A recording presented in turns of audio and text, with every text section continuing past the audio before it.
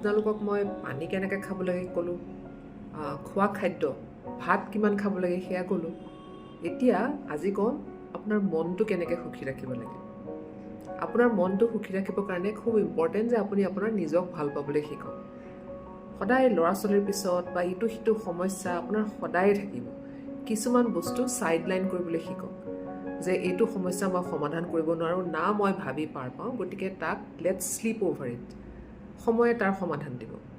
আৰু সদায় নিজৰ কাৰণে অলপ সময় ৰাখিব দিনটোত, যাতে সেইখিনি সময়ত অকল আপুনি আপোনাৰ নিজৰ চিন্তা কৰে। অকণমান স্বাৰ্থপৰ হ'বলৈও শিকক। আৰু কোনো নাথাকিলেও, আপোনাৰ লগত যদি কোনো বন্ধু বান্ধৱো নাই, নিজৰ সময়খিনিত নিজে সুখী হৈ থাকিবলৈ শিকক। নিজৰ মাজতে সুখী। এনেকুৱা নহয় যে ৰীল টিপি টিপি সুখী বা মোবাইল চাই চাই সুখী, সেনেকুৱা নহয়। কিবা এটা ক্ৰিয়েটিভ কাম কৰি পেলাই, কিবা এটা ভাল বস্তু চিন্তা কৰি, কিবা এখন ভাল কিতাপেই পঢ়িলে, যিকোনো বস্তুৱে যিটোৱে আপোনাক সুখ দিয়ে, যিখিনি সময়ত আপোনাক বেলেগ কাৰো দৰকাৰ নহয় আপোনাক হেপ্পী কৰি ৰাখিবৰ কাৰণে।